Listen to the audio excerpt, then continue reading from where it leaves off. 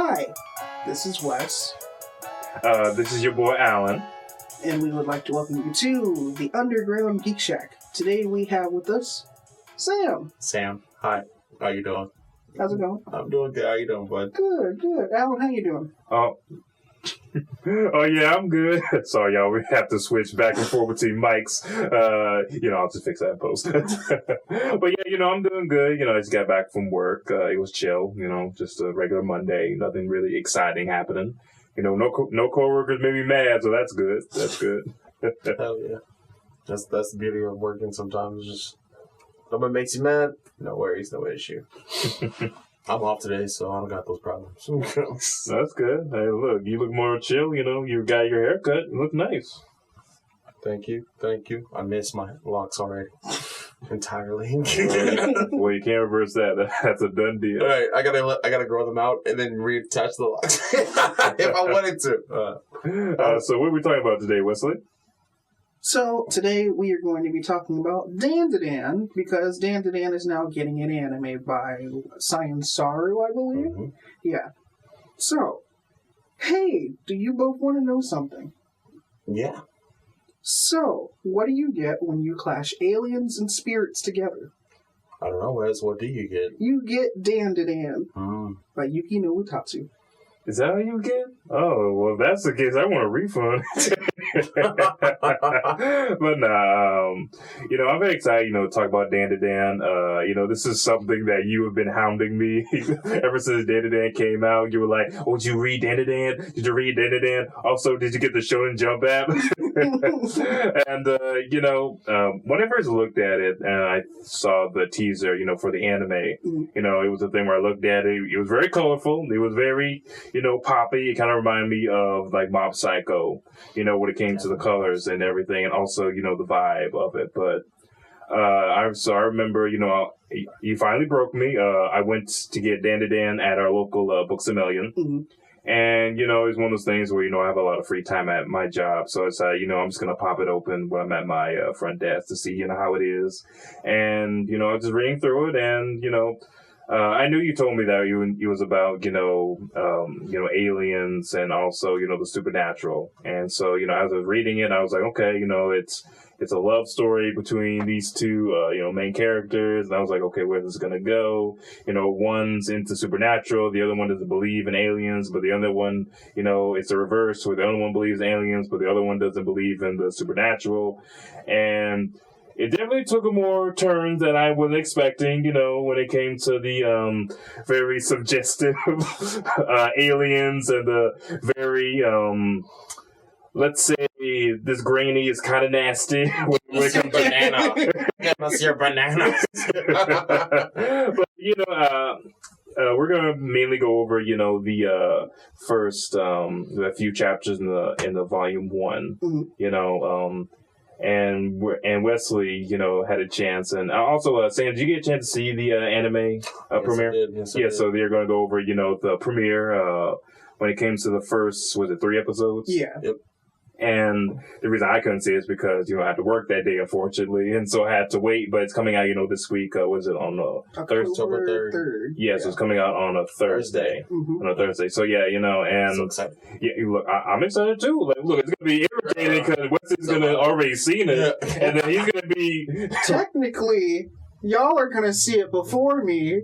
I'm going to be at work. No, look, what I'm saying is that I know, like, when I see it, oh my God, this happened, you'll be like, I know, because I want to see it. And he's read the volumes up to, what's the latest chapter? Latest chapter is 168. Yep, so you know everything. Almost everything. I gotta read through 168 today. I read some of the granny fight earlier, but I took a nap, right, like, in the middle of it, because I was just like, I need to take a nap. It'll do that sometimes. But, it's really fast. The movie pool to weaken her, my lord. So we already know that we're going straight into this. So let me ask both of you this question: how do you feel about Momo and Okarun? How do I feel about them? Mm-hmm. Like from when we first started. I like their dynamic. Yeah. I like that she's a Gyaru. I like that she's kind of like, she's not like a full-fledged Gyaru like her homegirl, who's like got the tan skin and all this stuff, but she's kind of like rough and tumble. She's almost like a, you know how like animes have like them bad boy characters like Yusuke types? She's almost like a Yusuke type. Yeah. Because she's like rude, but she's got a heart of gold, but she'll beat your ass.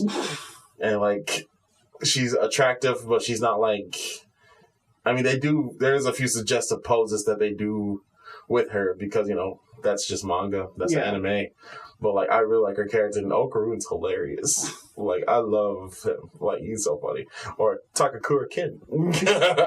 Which we are no longer allowed to say because that is basically the crush that Momo has on a Japanese actor who basically is named Ken Takakura. And anyone that says, "Oh, Ken Takakura," that's like, nope, can't say that name anymore. Mm-hmm. So she gives our Ken Takakura the name Okarun since he loves Nicole. And his hair gets cooler as the series goes on. Yeah. Like, look, that brother did many like hair changes. Then a couple of brothers back in the day, that brother went from an afro to a jury curl.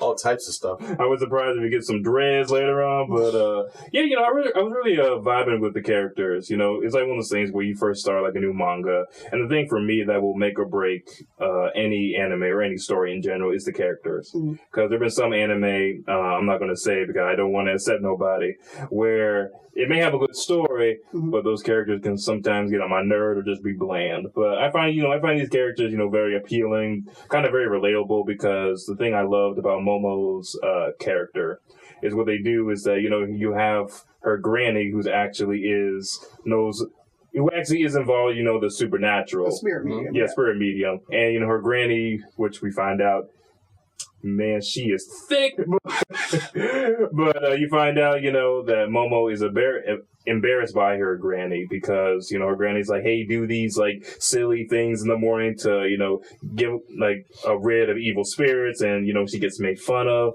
And I found it, like, very, like, compelling because that's something that, some kids can deal with where, they may have a different culture or different rituals that they do in the morning that other kids might find quote unquote weird or bizarre. And, it's one of those things where Momo's just trying to fit in and be popular that she has to push away some of her family dynamics and her family culture just to fit in high school.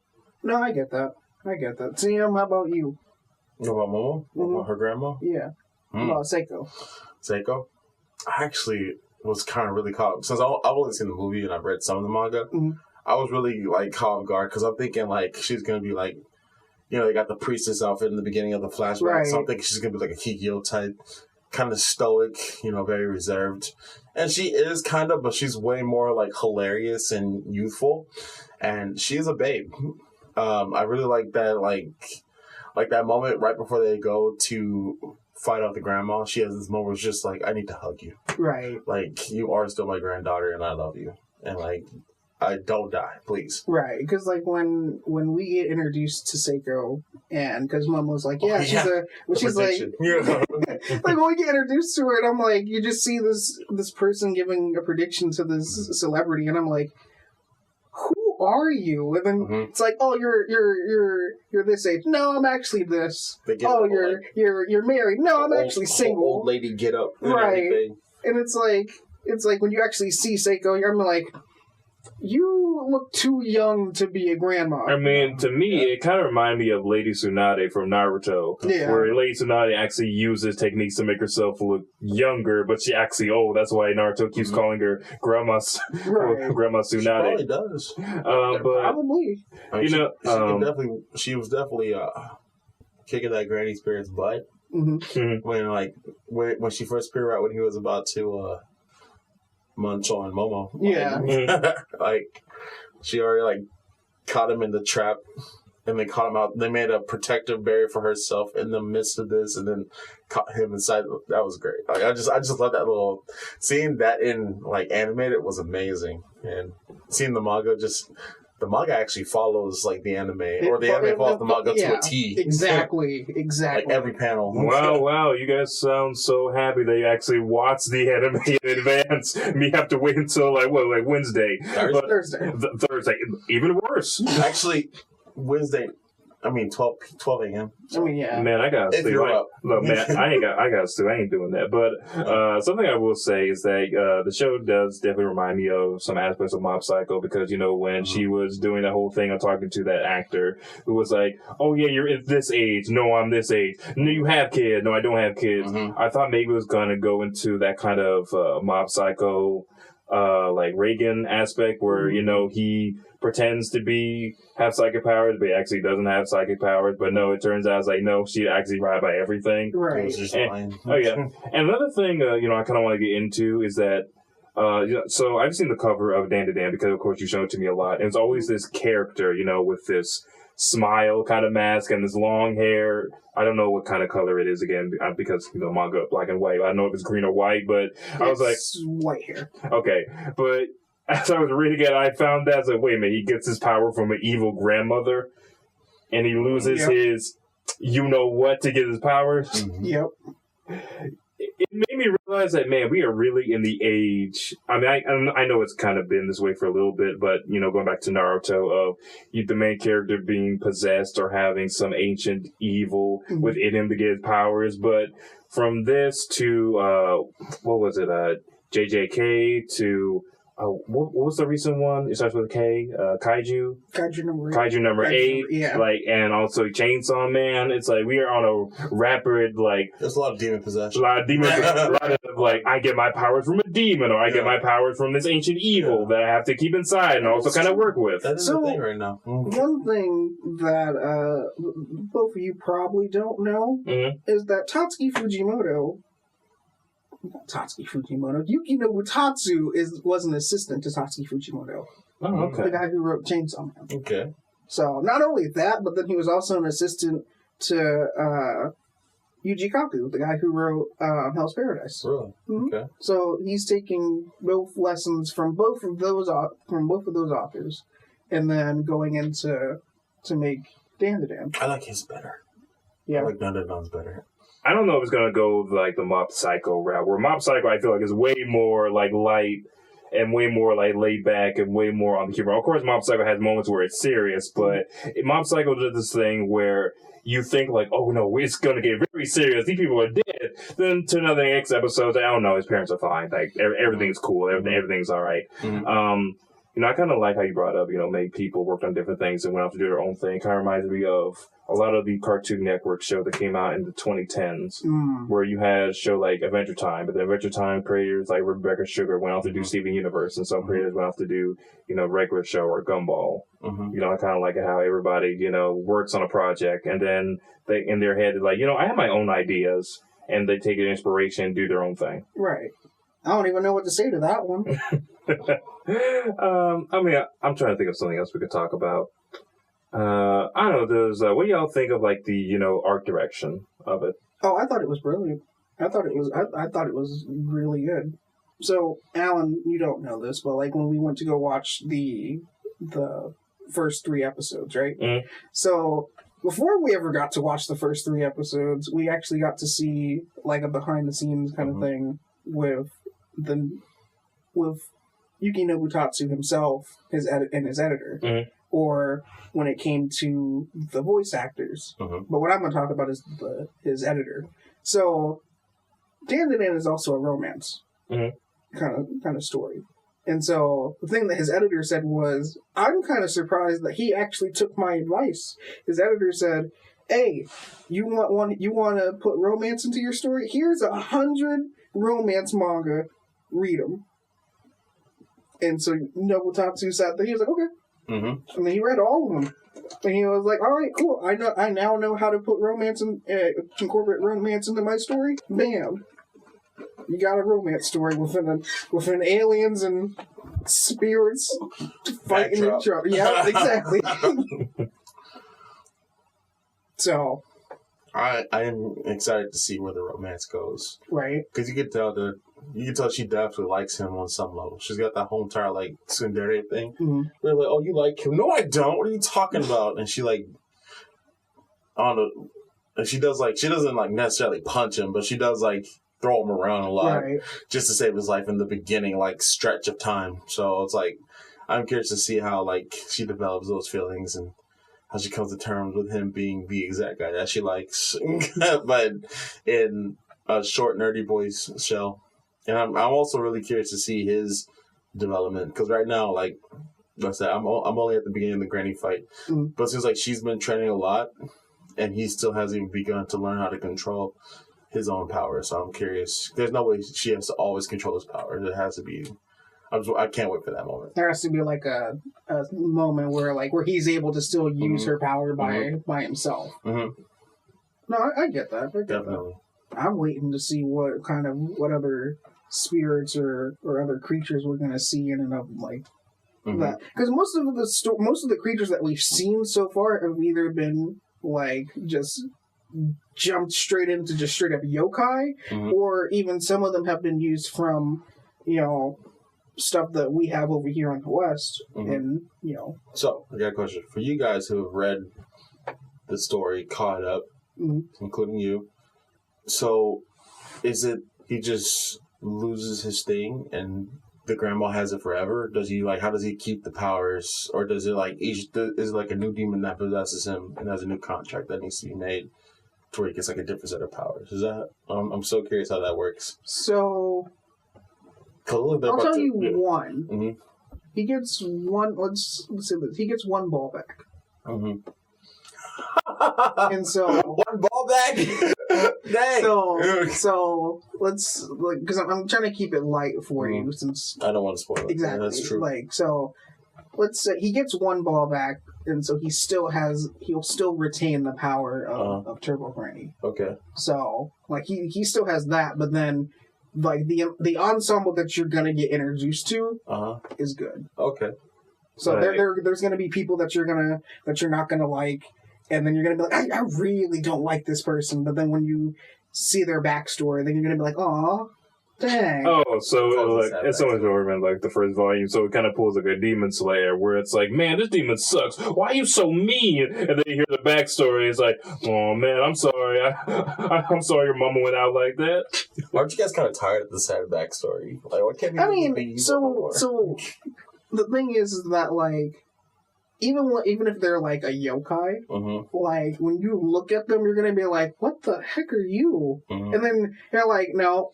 I definitely don't like you. But then you're like, okay, a yokai was a human at one point. And then you're like, so who were they? What were they as a human? That's true. When you actually see one of the yokai's backstory, you're like, dang. That's how a lot of yokais work in Japan. There's always a reason why that thing is evil. Or I'm nah. Look, we all have problems. Go to therapy. Don't try to destroy the world. But something that you brought up that I find so funny is I forgot. I read it 2 weeks ago. The first volume of DanDaDan, and so I forgot that it was called Turbo Granny. And so I'm thinking back in my head with Naruto, I have the Nine-Tailed Fox inside me. From JJK, I forgot the big bad demon's name. Sukuna. So I have Sukuna inside me, this ancient evil. What you got inside you, Turbo Granny? Yeah. I mean, you're not wrong, but I mean, there's the ensemble of characters that you guys are going to meet is hilarious. How many chapters does the first volume cover? First volume only covers 4. 4 chapters. The first 4 chapters. So basically, remember what we saw in the movie? In the movie, it's basically chapter 1 to chapter 3, and then to be continued. And then to be continued. So we're basically going to get chapter 4 within the fourth episode. I'm curious how the episodes are going to play out, because the movie kind of condensed them. Yeah. So the episodes which I think was a good thing. Yeah. So it's not like, hey, we're going to instantly stop here, roll the credits, and then we're going to just restart it. That's true. That's how it worked down. I'm so curious what the Money Cat's gonna be in the story, The one that was dancing with the little gray cat in the credits. I'm so curious what that's going to be. I'm excited for the series. I'm glad you're excited. I'm excited for it. I'm still keeping up to date with it, so... I like how high octane it is, too. The thing because I never actually told you both how I got into it. Mm-hmm. So, how I got into it was... Because this is way before it showed up on the Shonen Jump app. So, I have Manga Plus in my office. So, I was like, let me see what new manga's showing up today. And I see DanDaDan. I said, what the heck is DanDaDan? So, I clicked on it. And I read the first chapter. I said, okay, this is going somewhere. And I'm here for it. Like, I always know, I know when an anime is about to pop off and it's about to become really popular when I see it everywhere, when I'm not even looking at it. I remember this happened, first anime that I knew was going to blow up was Attack on Titan. Yeah. It wasn't even on the internet. It was when people were wearing those jackets everywhere in high school. Oh, the Scouts? Yeah. And another one I knew was going to blow up was Demon Slayer when I saw it everywhere. And I'm trying to think. JJK was one, of course. Right. My Hero Academia was one that blew up. So it just feels like every year there's always that one anime that is able to, stand out that people talk about. You think the DanDaDan will be the one this year? Probably. There's been a lot of good ones. I feel like didn't Chainsaw Man come out this year too? No, well, I've seen a lot of cosplay for Chainsaw Man. Yeah.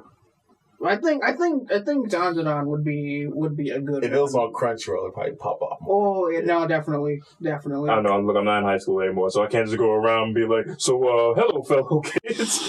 What's your favorite anime, sir? What you doing here?" Let me go. I'm just asking the youth about anime. I just want to talk about anime. That's what they all say. What's your thoughts on Turbo Granny? What's your thoughts on Turbo Granny? Arrest him. Get in the car. He's got a gun. I feel like, with certain anime, there's always that level where you don't know, like okay, if this is going to blow up or just going to be, it's going to be successful, but not going to be as big as, the giant ones like JJK or... I think DanDaDan will have a, pun intended, cult following for sure. I feel like it will. Like, Mob Psycho is not super popular, but it has a solid, loyal cult following. Like, it's not, no one talks about Mob Psycho, no one has gear for Mob Psycho, but, a lot of people, do that. A small, I feel like a large but small pocket of people really mess with Mob Psycho. Much less than they mess with, Jujutsu Kaisen or Chainsaw Man or whatever. I think DanDaDan's going to fit in that Mob Psycho pocket. Mm-hmm. Especially if it this feels like an anime that can actually end in a solid amount of chapters before it just gets too much. Right. Yeah. I feel like a lot of modern anime is starting to do that where they're not going on and on and on. Mm-hmm. I feel like, in the early days when it came to Naruto, especially when it came to Naruto, Bleach, Dragon Ball, I mean, One Piece is still the king. Right. Oh my God. I remember, I wasn't following One Piece like that back in the day. And then I remember a few years ago when we actually met back in college. And then one of my friends was talking about One Piece. I'm like, One Piece? This is the end? I'm like, nah, man, it's still going. It's still going? Yeah. It's been on since 4 Kids, and 4 Kids gone. I remember being a kid in 1999, first watching One Piece. And now I'm a 35-year-old man. Still watching in 2024, still watching One Piece. And I'm going to be... That's crazy. That's crazy. And one of us is going to be at each other's funerals and be like, man, what are we going to do after the funeral? Watch One Piece. That's right. Did he get the One Piece? Bro, it's still going on. Yeah, but I feel like, my grandkids enjoy it.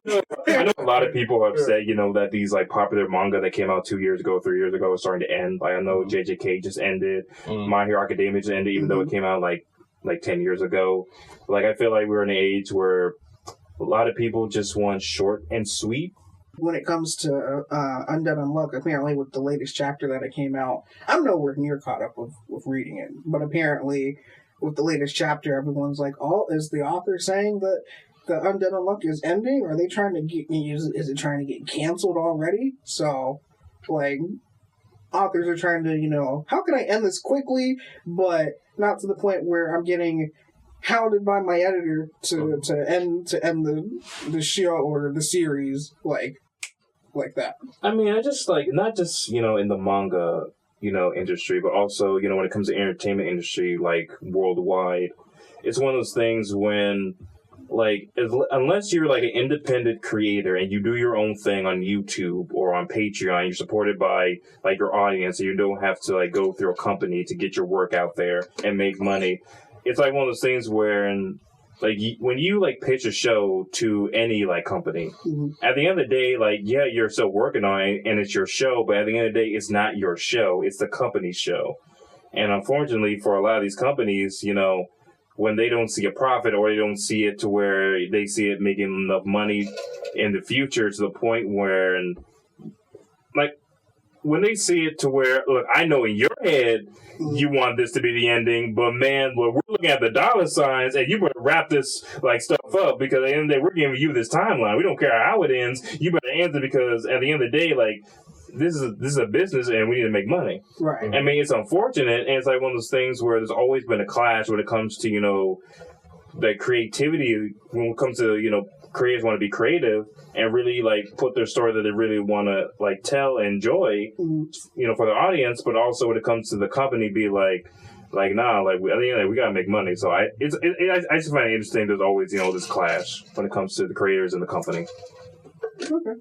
Tim, you got anything to say about this? Oh yeah, I feel like one of the main reasons why mangaka are actually ending their publications is because the editors are telling them to end it, but also because they work themselves to the bone. Right. You got to push out a chapter every week, and it's so hard. Even if you get in the groove of things, it's beyond hard to have a team drawing out a new chapter every week as the story progresses.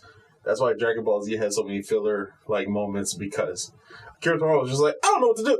Right. So it's like these people like work themselves to the bone, and then some people even sit there and try to go to. They still go. They have medical issues. They work with family. They get minimal sleep. It's like that's not healthy for you. So a lot of them I do feel are just like they're becoming more. It's become noticeable with the whole entire workforce. They're more aware of their own mental health and like personal health.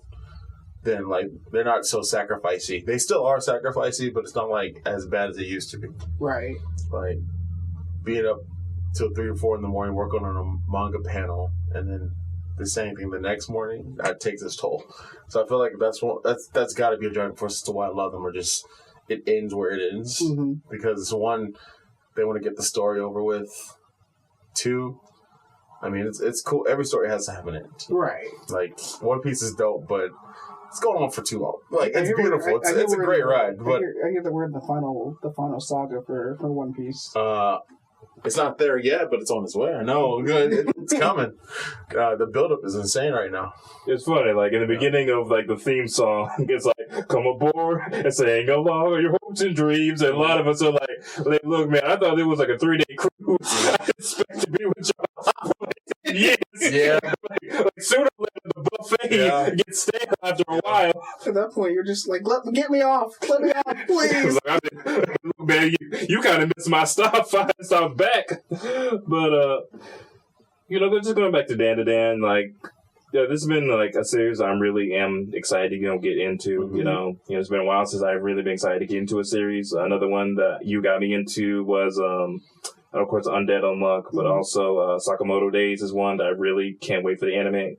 Is it coming out like next year? Sakamoto Days is coming out, next year. So I'm excited for that one. Oh yeah, you know, look, I know. And Sam, I'm about to recommend you Sakamoto Days. Sakamoto Days, okay. Think of it as an assassin who marries, gets fat, and then other assassins try to kill him. I've seen the commercial for that. And he still looks really good. and he still knows how to whoop some butt. But yeah, you know, it's been fun talking to y'all. So we're going to end off here. But one thing I'm about to ask y'all is, what did you like from DanDaDan so far? So far? I'll pop in. One, so since I've only seen the movie and just read the manga, started reading the manga today, one thing I will say I love about the movie is the animation changes. Like, how when, like, it was nice and bright when they got to the temple, but then when they stepped out and it was black and white, it looked just like the manga panels. So, like, I really love, like, that they, like, because if you read the manga straight up, you don't know that happens because it's all in black and white. But in in the movie, it was all color and then nothing but black and white, and it was like the darks were extra dark. And I also liked how in the 20-minute like interviews with everybody, they talked about how they like adapted like some of the horror scenes. So instead of like seeing the dudes off in the distance, like where it's just you see like the outline of them, like it was like a slow burn, like darkness. You're like, there's something in that darkness, and then it shows them. And like with the way how the lighting was played with, I like that. I really love the style. I love the character and how he says like, because he kind of talks like, honestly, I ain't gonna lie to you, reading the manga and watching the show, I noticed that when he's like changes into his form, he kind of talks like a nigga. He's like, yo, what's up, yo? They're like, why do you keep saying yo after everything? I don't know, yo. It's funny because when Okurin transforms into his Turbo Granny form, it basically he becomes depressed, and so that's why every time whenever he's talking, he's like, man, this is such a bummer. But I liked how in the show he goes, this is such a bummer, yo. And I'm like why are you saying yo after everything? Okay, I'm gonna beat her up. I don't know if I can, yo. Right. Like that. I love that. Like that they have that. They gave these characters that kind of dynamic, because you really don't see that a lot in like anime that I've seen personally. It's a really good newer shonen. Like I like it. I really dig it, and I can't wait to see how it continues on. You said one thing? Yeah. No, man. Okay. So someone who hasn't, seen the anime, of course, seen the trailers of it, then I can't wait for it. Of course, it's just the colors, the different animation styles that they're doing, and I just love how weird it is, I've been just, when it comes to anime, anime always has to find this nice balance with me where it doesn't get too weird or too ridiculous to the point I'm like, okay, wait a minute, this is just too bizarre. It's funny because I remember, of course, I love JJK, but I remember the first time I watched JJK with you actually was when we went to see the JJK Zero movie, and I never seen any of the anime before. And, JJK Zero is like a prequel, to the show. And it's funny, like, okay, these characters, they got swords, they got powers and everything. And then a panda showed up, and I was like, okay, now this is just weird. Like, what's happening? Are you being weird to be weird? What's happening? But, when you bring in supernatural, when you bring in aliens, I want it to be weird. I want it to be crazy. And I want it to be outlandish. And, when they first show the first aliens, and they're just this weird business dudes. Yep. And they get very weird and... no, dude. The robot arm, I